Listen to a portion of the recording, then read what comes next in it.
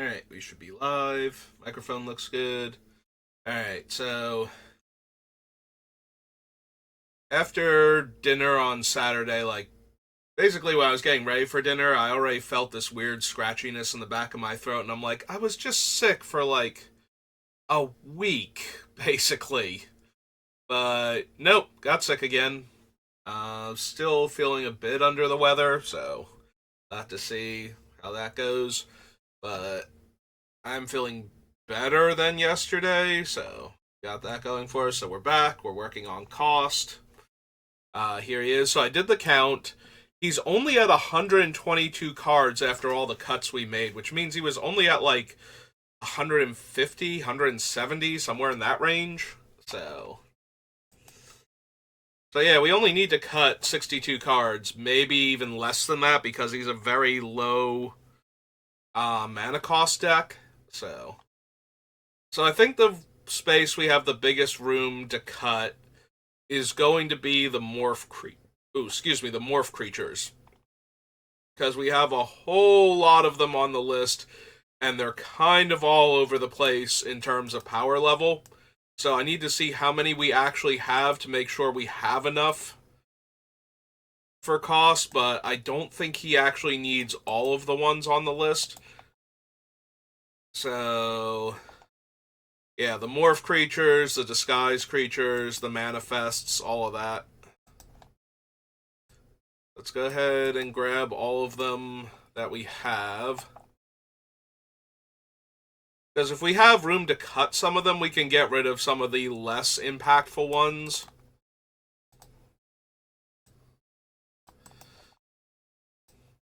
And just go with the actual good ones. But I want to make sure we have enough so that way we're still doing the actual cool thing with cost. We don't want to cut so many of them that we don't have enough to meet the minimum to make sure he's playing them and flipping them on a regular basis. Actually, hang on. Is there anything below the Temu Charger? There is, but it's separated by Trail of Mysteries. Let's grab Loxodon now.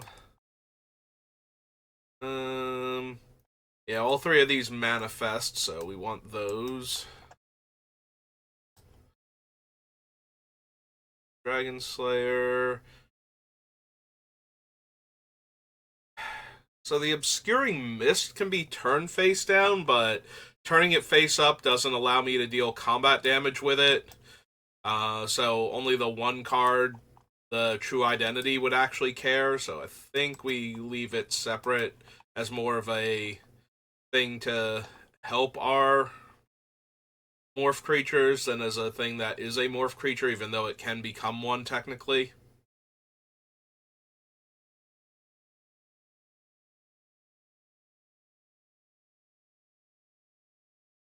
Since our only way of turning it face up is attacking with it with cost and then flipping it face up while it's still technically an attacking creature at some point during the turn.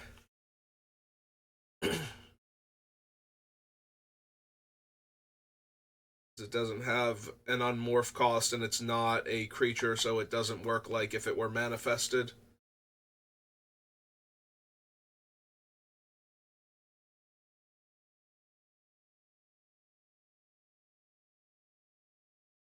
Spore Nexus. Yeah, we still include Vindicator even though it's not quite. It's not something we want to flip up with cost, but it is a face down creature, so.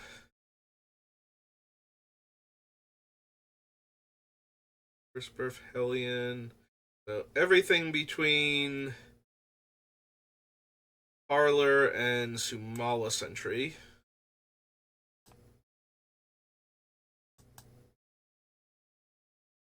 Also, apparently, this is an elephant parlor. While I approve, that's not really what it is. So, alright, Gatekeeper, Creeper. Yaris is a payoff card. Up to 15. Eric, Colossal Majesty. Vera, Rooter, Beldon, Whale. Ugins lets me manifest the top card. 16.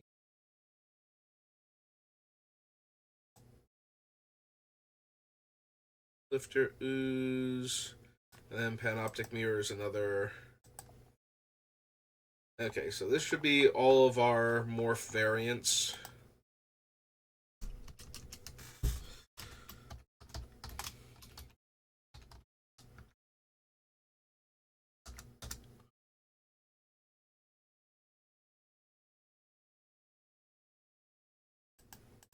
Oops.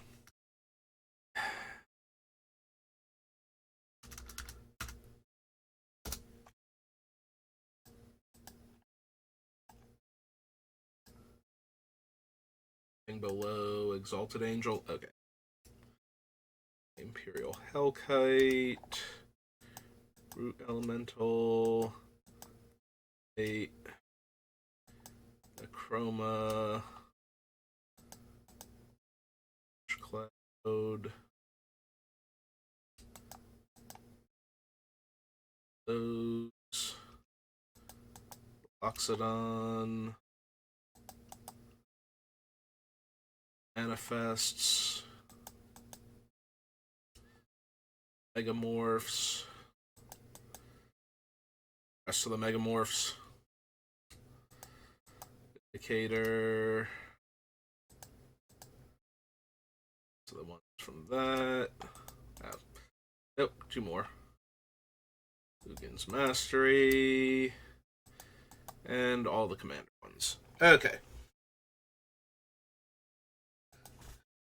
Alright, so we currently have 1, 2, 3, 4, 5, 6, 7, 8, 9, 10, 11, 12, 13, 14, 15, 16, 17, 18, 19, 20, 21, 22, 23, 24, 25, 6, 27, 28, 29, 30, 31, 32, 33, 34, 35, 36, 37, 38, 39, 40, 41. We currently have 41 cards that have morph or can manifest cards or the equivalent thereof with board 2. So yeah, I think we have to cut a few of these.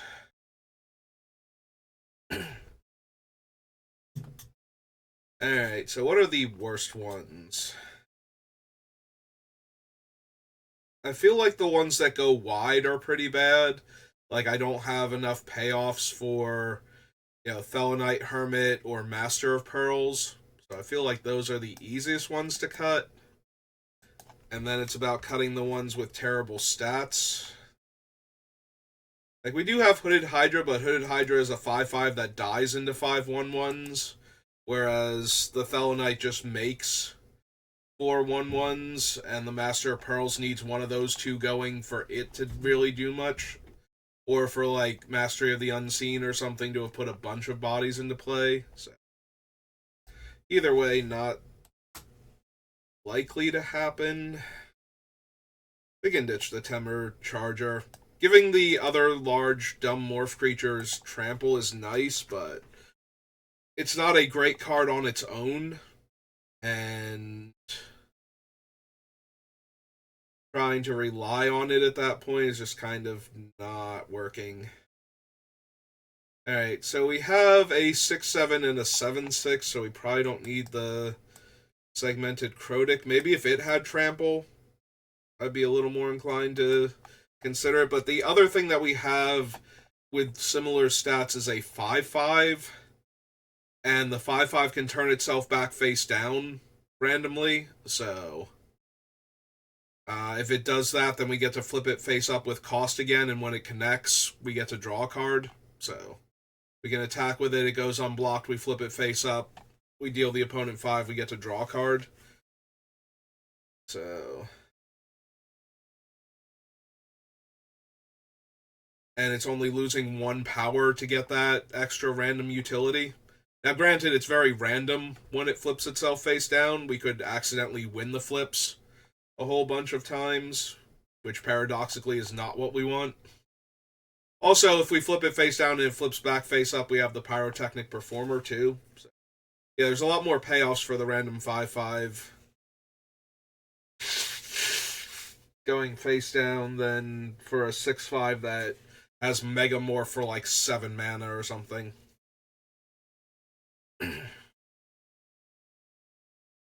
Rift Burst Hellion has better stats.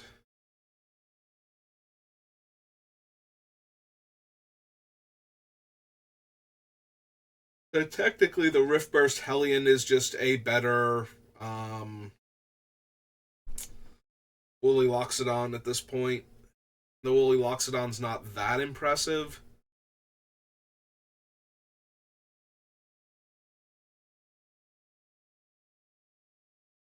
Print Lifter Ooze is weird, and it kind of plays into the going wide strategy, but it does it every single time I turn a creature face up. It doesn't have to just be the Ooze, so we get a little bit more value that way. Yeah, as far as the go wide, like the only one I think I want is the Greenbelt Radical, and that's only because it puts counters on all my guys and gives them trample, so it's more of an overrun surprise effect than some of the other. Like the other ones have to go wide, like I have to flip them up and they have to actually deal damage. Like they have to be big enough to deal damage afterwards. Whereas this one makes the ones that are big enough trample.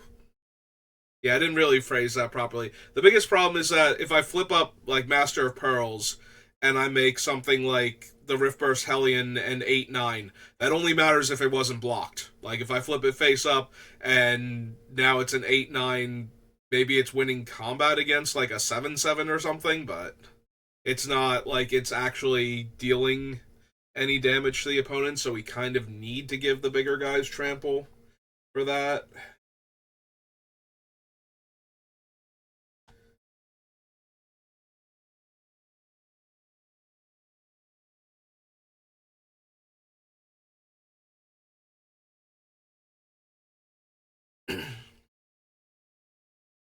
Yeah, also it's giving out counters. The Salt Road Ambusher is giving out counters. Like the Master of Pearls only works the turn it is turned face up, so that's not as good.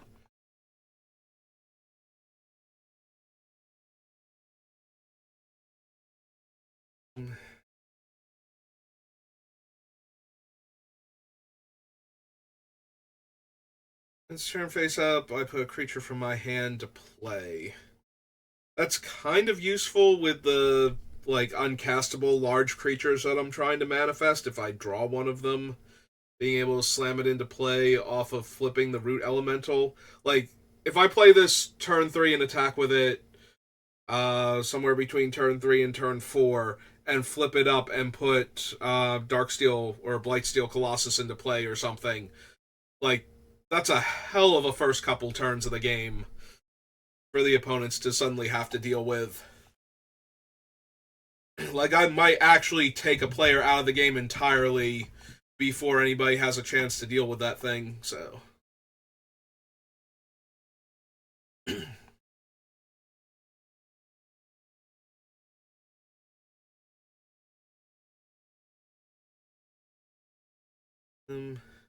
Phoenix keeps coming back, so I do like that one. And it keeps coming back face down, so we can keep flipping it face up for all the other triggers, and it's only dealing 2 damage to us to deal 2 damage to everybody else in addition to any of those other triggers, so I think we're good in that regard.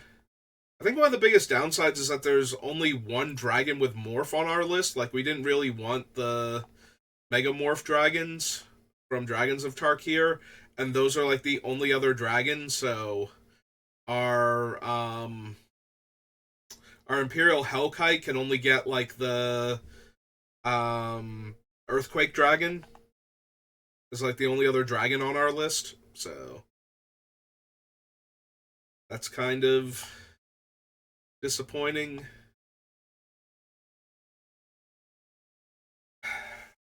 we can probably cut the Essence of Antiquity. Like, turning it face up with our commander isn't really a thing.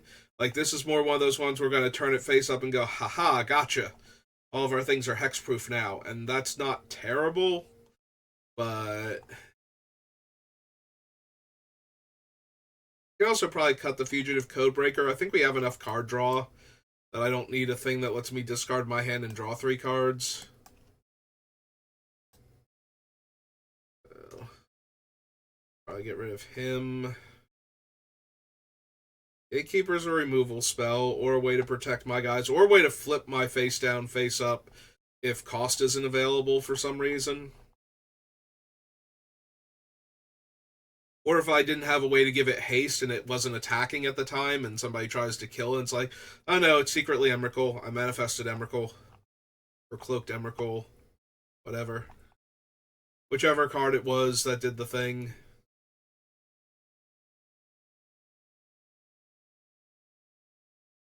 I could kind of see cutting Hooded Hydra.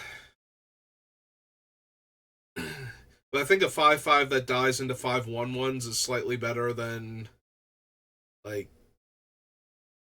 probably the 6/7, like the Woolly Loxodon. That's not doing anything else. Alright, so we can definitely cut 1, 2, 3, 4, 5.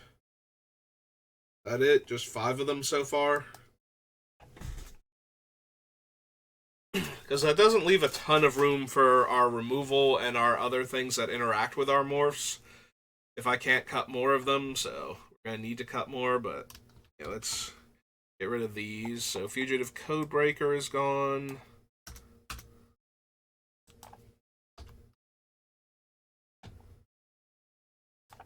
Crotic is 2.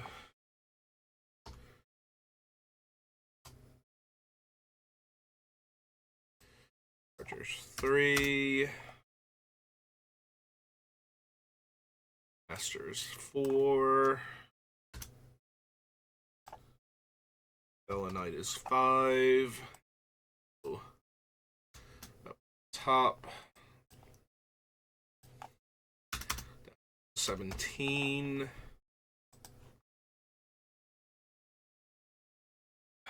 Alright, is there anything else I know I don't need from down here?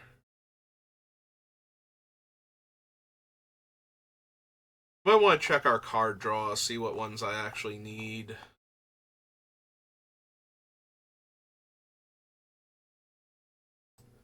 Scroll Rack, technically, yes. Greater Good, yes. Our Shards, Fires of Yavimaya, Ladmeri's Call. Stradon is card draw.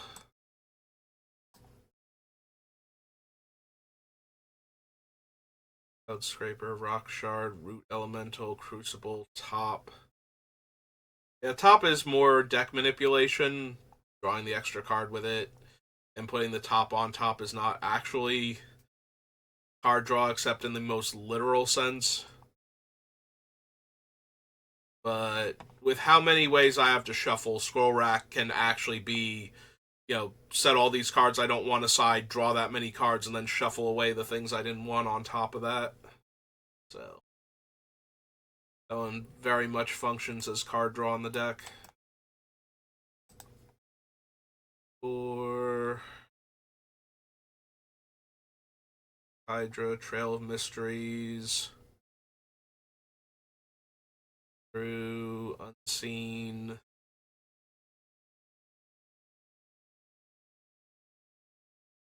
Aether, Conduit. Igon Bishop is card draw. Duskwatch. Technically, Duskwatch is card draw. Like, it's in here to get me more cards. First and foremost, so. Convention, Galta, Mox Amber. Guardian Project is card draw. Great Henge is definitely in here to be card draw, first and foremost. Vampires card draw. Welcome End Symmetry.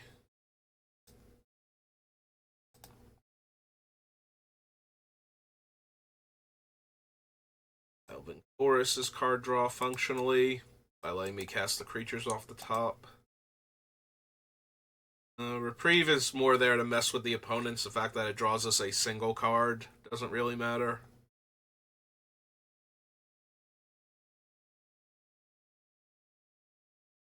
Insight, Nervous Gardener, Rift Burst, Sumala, Gatekeeper, Yaris. Yaris' card draw. If my face down creatures connect.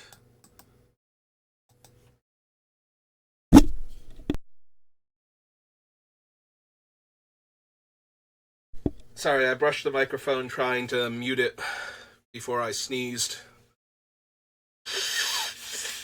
And trying to stop the one unpleasant sound, I probably made a different, worse one. Sorry about that.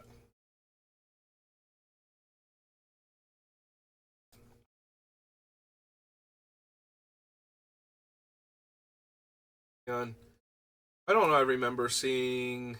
Oh, I don't actually have it on the list.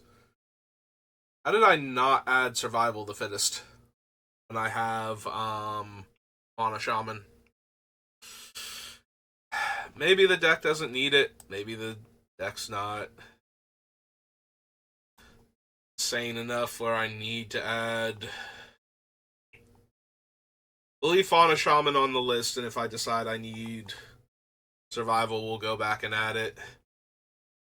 I don't know why Survival is the one I get hung up on when, you know, I have so many other expensive cards, other than the fact that Survival has one relatively cheap replacement, and in almost every deck where I've run Survival, I also run Fauna Shaman anyway, so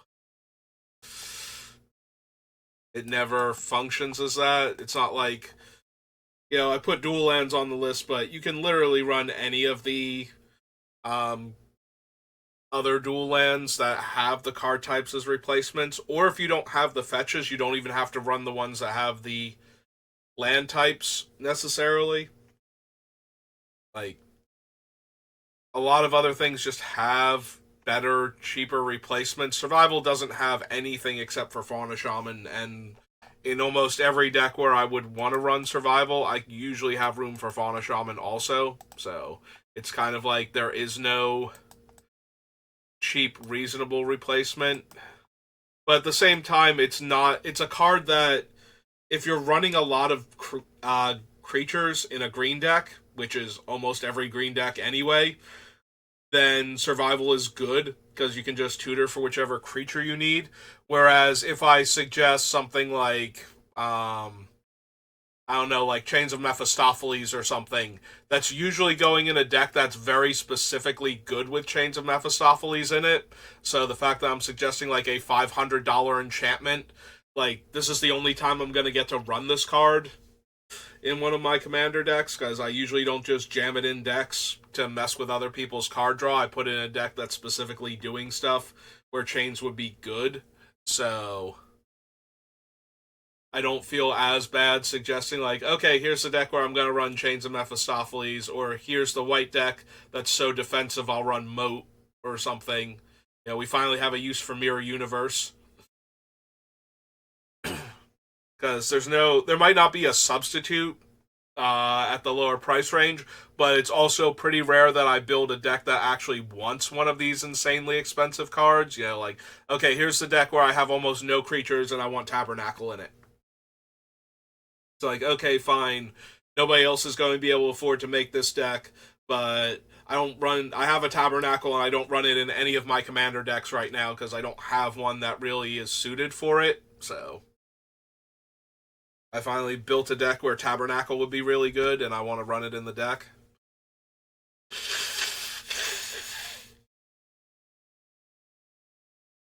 Yeah, here's my artifact heavy deck. You can run whatever land you want in place of my Mishra's Workshop, but I'm running Mishra's Workshop because I own them, type of thing.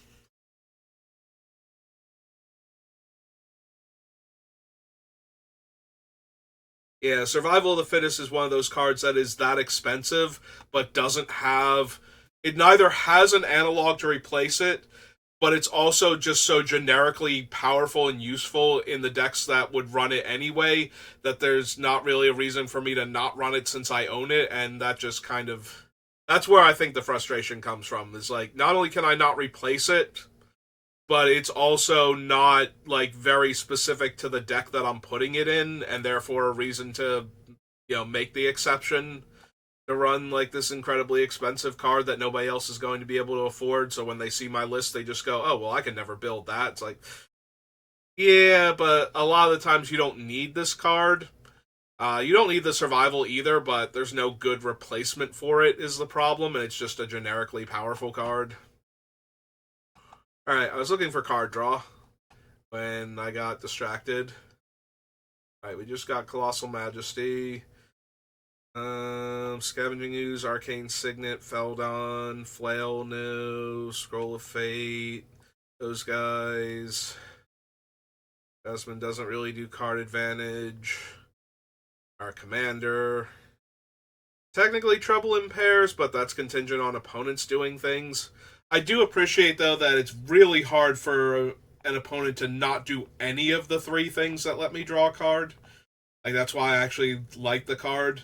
Normally, I have to put a card like this in a deck where I'm going to force the opponent to do things that will trigger it, but it just does so many different things. Also, we're running Aeon's Torn, or not Aeon's Torn, Promised End anyway. So, we actually have the thing that grants an opponent an extra turn if we hardcast her. So, True Identity is card draw. Yeah, I guess we put the Trouble down there also, since it is almost definitely going to draw me some number of extra cards. Like, it takes so much effort to not let your opponent draw an extra card with this thing that you're usually better off just doing all the things you were going to do anyway and just letting me draw a card or two. Because otherwise I'm hamstringing so many different things. Like, okay, I'm going to attack with all of my creatures, because if I attack with just two of them, unless I have like one giant creature and then I don't bother attacking for like the extra 2 or 4 damage that my little guys would do on top of that. But then you're also only casting one spell and only ever drawing one card a turn yourself. So if you're doing all of that, then and you would have had the option to do the other ones, like Trouble in Pairs isn't actually doing me that much good, but it's still really constricting what other people can do. So yeah, I feel like I'm going to wind up drawing some number of cards off of it. Alright. That seems to be all of my card advantage anyway, so... Yeah, when I first saw that thing, I was like, that thing seems amazing. Because how hard is it to not ever do any of the things it punishes you for without really messing up what you're trying to do at the same time is the thing.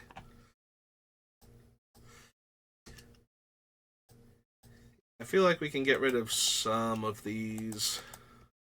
I actually have more than I thought I did at first.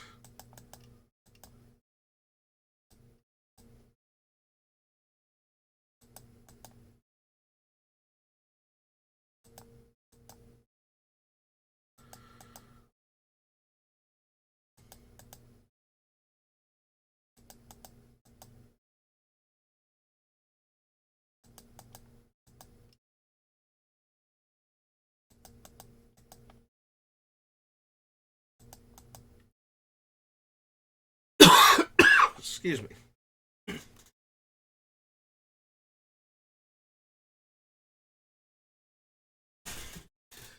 Okay. Clear all these off. Alright, we're definitely keeping the Histrodon. Have a lot of big creatures, but the problem is that we're going to have to discard about half... about half the cards we draw from most of the creatures I can sacrifice reasonably. Like, it does help that I can sacrifice something like Blightsteel Colossus if it's about to get Swords to Plowshared, or threatened or something, somebody plays Insurrection, I don't need to die to my Blightsteel Colossus. I can die to my other things. Thank you kindly. So probably cut the Greater Good.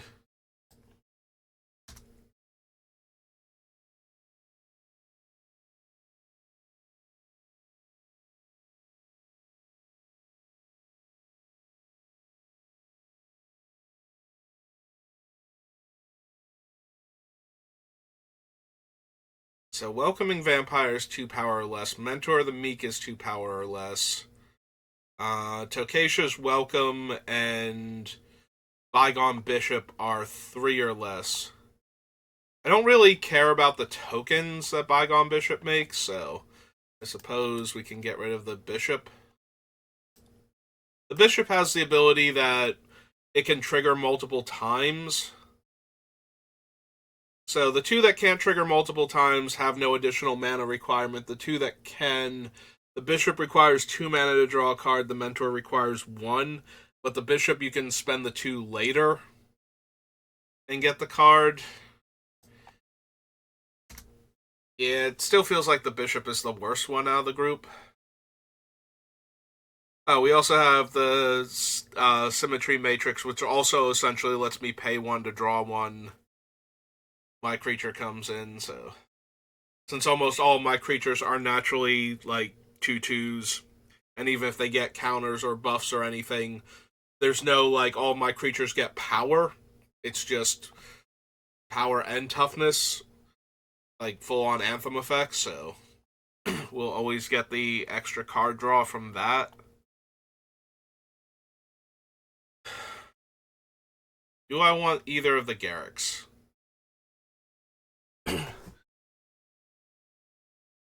So it's relatively easy for me to draw about 6 cards from Garrick Primal Hunter for his 5 mana investment, which is almost a new hand. There's Caller of the Beasts. The Caller of the Beast pluses to get me any creatures in my top 5. And almost definitely cut Colossal Majesty. Like, that can only let me draw 1 card a turn also, and it happens during my upkeep instead of during my, like, main phase when I cast a spell. So, like, if I top deck Symmetry Matrix late in the game and I have a morph creature I can play, then I get to draw a card with it. Whereas if I top deck Colossal Majesty, then I get to cast it and have to wait until my next turn to draw the card, even though I've got like all of this mana and we're in like the mid to late game. And if I have to wait a turn to draw off of, like Symmetry Matrix or Welcoming Vampire or something, then I had to wait that turn to draw off Colossal Majesty anyway, so.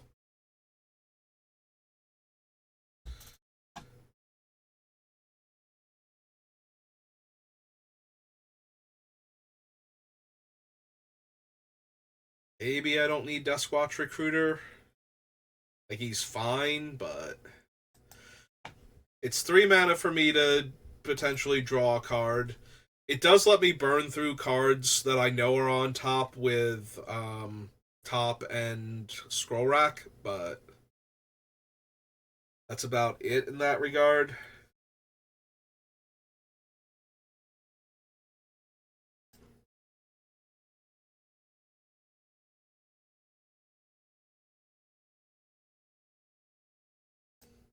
Also, I have enough ways to shuffle my deck anyway, so yeah, I think we can cut him. If I don't like the cards on top that I'm seeing with Top and Scroll Rack, I have a lot of different ways to redraw through them or shuffle them away, so.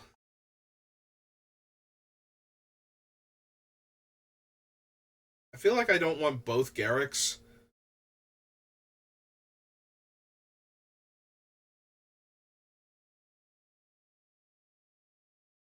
The problem is that Primal Hunter is a huge burst of cards immediately.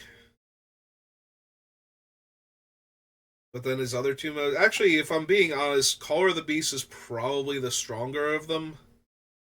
The biggest downside to Caller of the Beast is that the -3 only works on green creatures, so I have a bunch of morph creatures, the two Galtas, and like Galta herself, and then Galta Mavrin, and then Earthquake Dragon, which I guess is enough.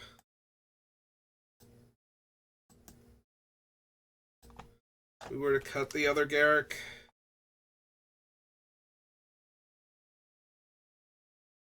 Yeah, it might be that I don't actually need Trouble in Pairs, but this is the first time since it's gotten printed, and I kind of want to try it out in a white deck anyway, and I think this is a fine enough deck for it. Although it does feel a lot more like a card like Smothering Tithe or Rhystic Study, where I'm putting it in the deck without it being like one of the things the deck is focused on. So in that regard, I feel a bit hypocritical for including it, but I kind of want to get it into some of my decks, so. Alright, let's go find Primal Hunter. Cross him off. That's 1. Squatch is 2.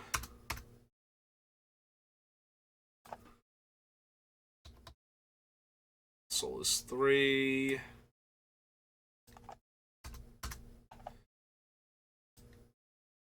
Oh, okay.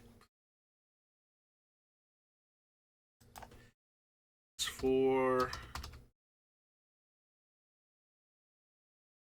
Yeah, when I see how many of them are on the list over here, it's like, wait, is it on the list multiple times? And the answer is no.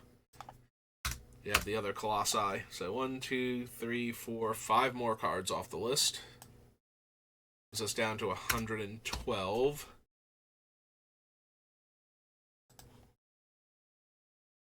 Okay, making progress.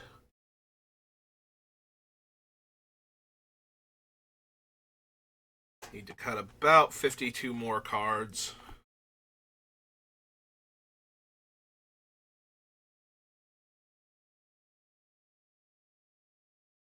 Alright. Now let's try doing a pass through and see if there's anything. So Soul Ring, Swords to Plowshares, almost definitely making it. Nature's Lure. I already have a list for ramp on Enlightened Tutor and Worldly Tutor. Enlightened Tutor to get me things like Scroll of Origins, any of our haste granting enchantments, Swiftfoot Boots, things like that. It can also get us Rancor or Shadow Spear to give Trample. I can get the Conqueror's Flail to stop opponents from messing with me mid-combat. So it's got a lot of different utility. The Worldly Tutor is to put a thing on top when I have the Temur War Shaman, the Whisperwood Elemental, Hide in Plain Sight, Mastery of the Unseen, anything that lets me manifest from the top of my deck. The Ascension card, the new one. Like, any of those that will let me put the top card of my deck face down as a 2-2. Being able to guarantee I get, like, one of the more powerful creatures. Which we can also do with Enlightened Tutor to get specifically Blightsteel Colossus, so. Scroll Rack is one of the other ways we can control what is on top of our deck and lets us put the things that we didn't want to draw but wanted to manifest back into our deck. Rancor, Aura Shards. Also, the Scroll Rack has the added bonus that we don't have to let the opponents know which one of them it was, whereas the Tutors, because they get specific cards, we have to reveal them. So. Aura Shards, Fires of Yavimaya. So, one of our better disenchant effects and one of our better haste enablers. Elaborate's Call lets us tutor for a creature. I don't know if that's actually good enough in this deck. Like, I'm thinking about running Survival, but that's because we can trade in any creature we draw for any other creature in our deck. whenever we want to, so that's useful. Whereas the Eladmari's Call, it is a one shot get the creature that we want, so we need a very specific creature at the time. Like, it's not terrible. Like, if we have a clean attack, we just get like Histrodon, morph it, flip it face up, and connect and draw two cards, one from the Histrodon's effect and one from cost. But we need like situations like that where know what I need to get, or like I know I need to get the naturalized creature and play it and flip it face up to destroy a problematic artifact or enchantment, or I need to get like the Bolt Bender in order to protect my other creatures from targeted removal or something. Basically anything like that where I know which one I need, but because a lot of the creatures in the deck are interchangeable, like I just need them to be big dumb morph creatures a lot of the time. I don't know that I actually need specifically a Ladmari's Call in the deck. These are all like the stronger morphs that we have to choose from, like stat wise. And they do have some utility, like I was talking about with the Valisk, so they're all going to stay on the list for right now. The same is true for all of these. And the Root Elemental. Crucible I want to try and keep because things like the scroll rack are going to be so important to what we're trying to do that I want to be able to shuffle the deck more often. So Crucible plus Fetch Land allows us to do that. I don't think I need all of the Crucible variants, but just having one of them, and I think Crucible of Worlds itself is the best one for that because it's cheaper than the other ones. And it just ensures that we hit our land drops, so if I do need to play a morph and play something else in the same turn, you know, if we go a little lighter on land, Crucible is still a way we can more consistently hit our land drops if we hit the Crucible.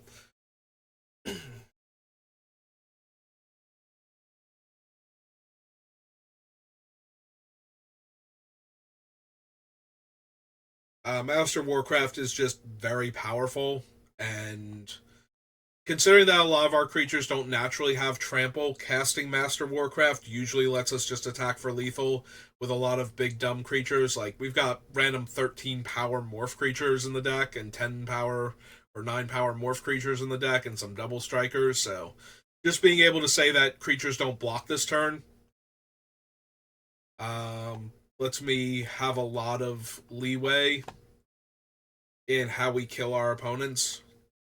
Chroma is one of the stronger morph creatures we have. Yeah, we can probably cut the prerogative.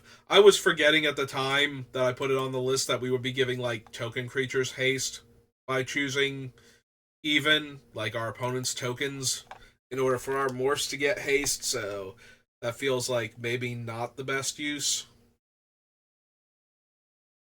Um, we probably don't need Brian Stoutarm. He's mostly in here to finish off opponents by being able to throw like 6 power creatures at their face, but that's not really it's not really what the deck is all about. So I can see cutting him just because he's not actually on theme. Vigor is one of the things I was thinking about sneaking into play because you flip Vigor face up mid combat, and all of a sudden your opponent's combat math is just absolutely ruined, and all of your guys are getting bigger. But Vigor itself has to be attacking in that situation, and it's probably still getting blocked. Whether or not it dies, though, because it doesn't save itself from damage, it only does that for all of your other creatures. It's also useful if I can pay to flip Vigor face up. If we manifest it and we can pay the 6 mana to flip it face up, then we can do that, but we probably don't have room for Wild Ricochet, honestly. Like, that's just the space that not Bolt Bend, well, Bolt Bender also, but the Tail Swipe or whatever it's called, The free one um from my Korea commander. Why can I not remember that thing's name? Deflecting SWAT. There we go. That's the name of it. I could not remember that thing's name all of a sudden. Yeah, it's just better for us. Like, our commander is almost always going to be in play. He's so cheap. So, you probably don't need Lapse and Reprieve. And if that's the case, I probably want to cut Reprieve because it's the weaker of the two. Like, when you Lapse of Certainty a spell, it basically all but ensures that it's counted. Like, they need to have enough mana to draw it again and cast it again, not just cast it again. So, and they have to be in position to draw it again. So that's usually enough. Like, if we need to stop a Wrath for a turn, so that way we can actually win the game. Lightsteel I want to keep as one of my surprise, here's a big creature things. Aurabrass gives all of our creatures haste and makes it harder for our opponents to put a bunch of blockers in our way. Norn sweeps away little creatures, and she just has a ton of raw power, so I'm tempted to leave her in here, but we don't need to. I don't know how many variants on Boros Charm we need. We have Boros Charm, we have Heroic Intervention, which is the stronger of the two, and then we have Flawless Maneuver, which is not as good as either of them because it only protects my creatures, but free when our commander is in play, and we're a very creature-focused deck, so it's basically better 99% of the time. I don't know that we actually care about Ghost Fireblade. Like, it's fine. It's a cheap +2/+2 effect that we can move around, but yeah. End of the day, I think it's just in there because it fits in the theme, not because it's necessarily good with our things.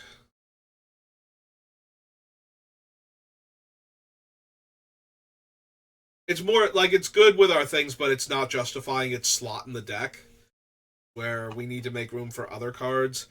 Conduit of Ruin can put Emrakul or Lightsteel Colossus on top of our deck, in addition to making our morph creatures cost one once per turn, so in that regard, I think it's worth keeping. Our intervention. I can see cutting regular Galta, but at the same time, there's going to be a lot of times where we can actually just hardcast her very cheaply because of the way our deck works. Like, we flip up a 7-power creature, and all of a sudden she's down to 5 mana, and we're flipping up this 7-power creature on, like, turn 4. So there's a very real possibility of casting her turn 5 and attacking with her. So that's nice. The Mox Amber is one of our better ramp cards because our commander is so cheap. Guardian Project's one of our best card draw because all of our creatures don't have names. So they can never have the same name as anything, so it's literally always draw a card for all of our creatures in the deck.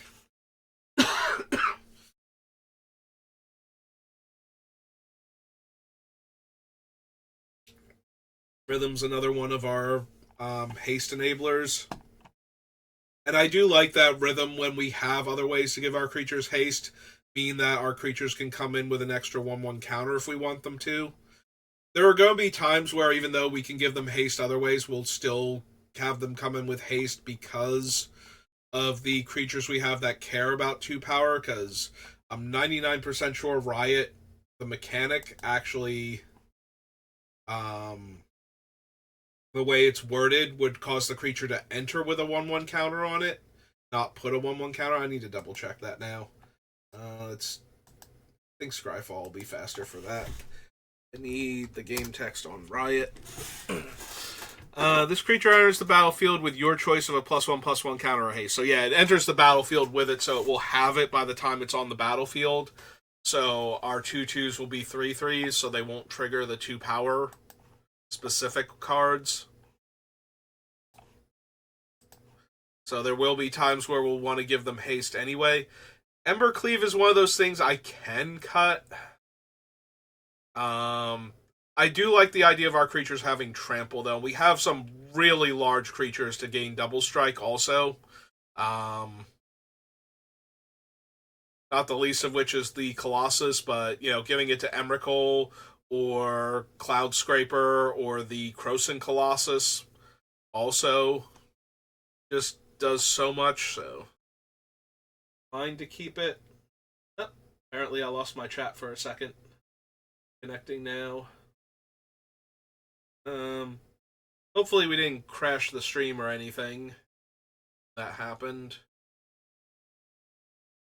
Double check. So if I abruptly got cut off while debating Embercleave there, and then there's like this little mini section afterwards, I'm sorry about that.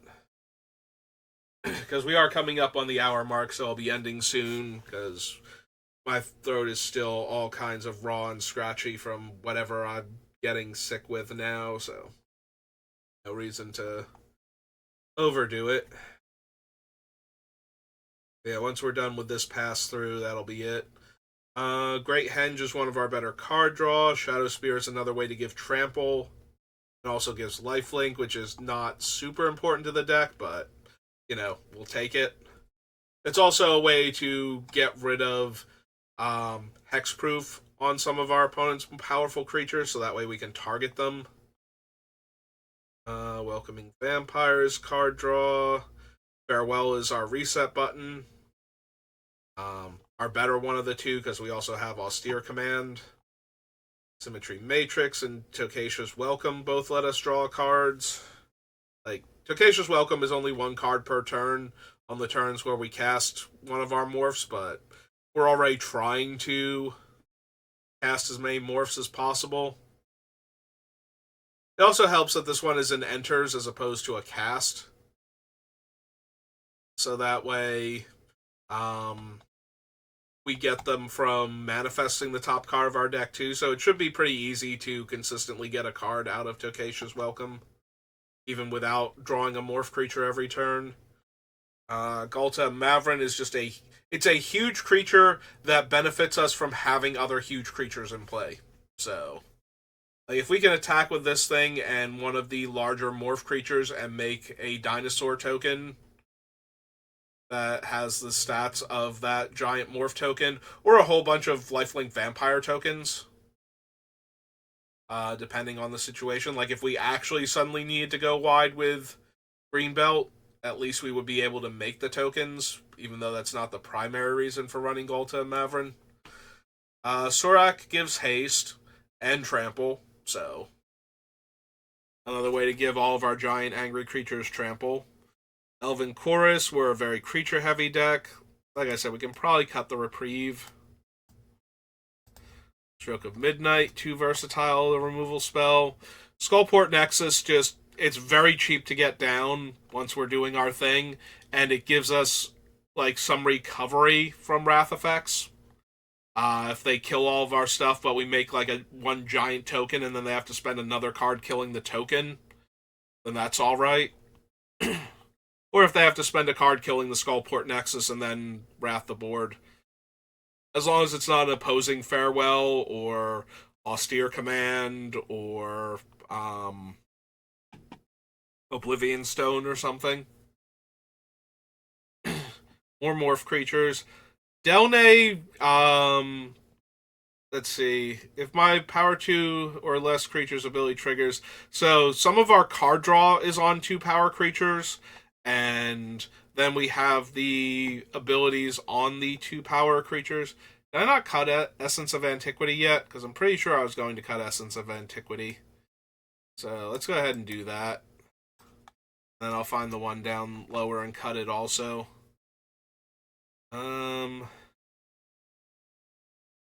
Yeah, Sumala Sentry has synergy with our cards, but isn't actually like it puts an extra counter on each one of them, which is nice. But we have a bunch of other things that are putting counters on my things. I guess it can stay for right now, but I feel like that's going to be one of the ones that we cut because I just don't have room for it.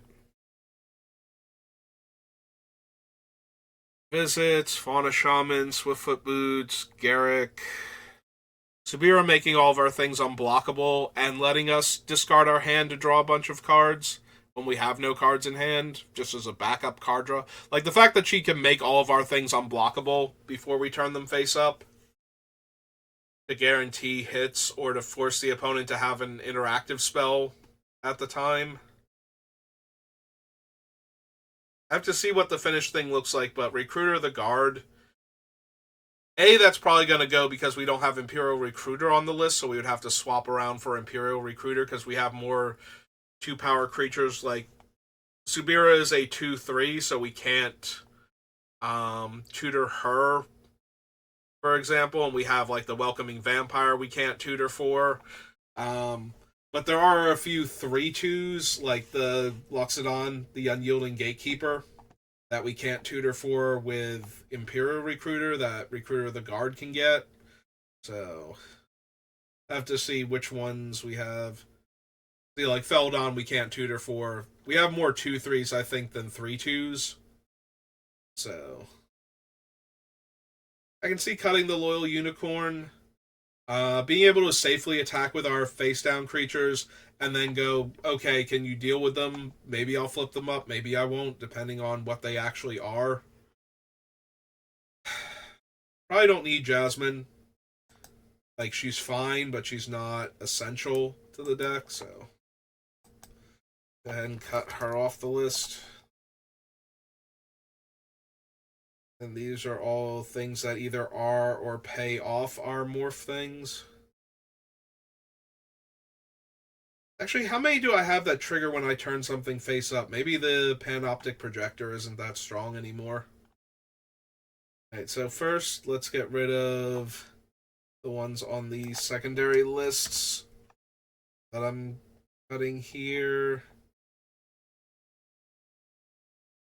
Well, Stroke, Gatekeeper, Creeper, those all stay. The Essence of Antiquity, I just cut off the list.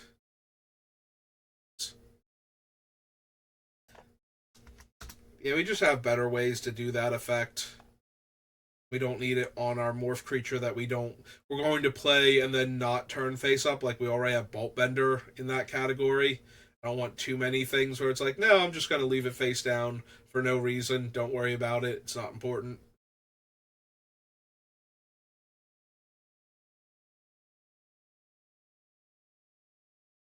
So 1, 2, previous 3, 4, 5, 6, 7 with Ashlings. So 105. Nothing under Ashling's prerogative, right? Right. Yep, okay. Alright, so that brings us down to 105 cards. So I think we're good in that regard right now. Like, we're making decent progress. We still need to cut about 45 cards, maybe a few less than that. We need to cut at least 40, probably 42 or 43. I don't want to go too low on lands because we do have things that we could want to, like, it would not be unreasonable to cast Emrakul with this deck, as long as we get enough card types into the graveyard. So, I don't want to completely lose out on the ability to do things like that, but we do not have a ton of expensive cards. So, I can definitely see going a little higher than normal on the spell count. But yeah, that's going to do it for me for right now, so thank you for watching, and I will see you next time. Good rest of your day.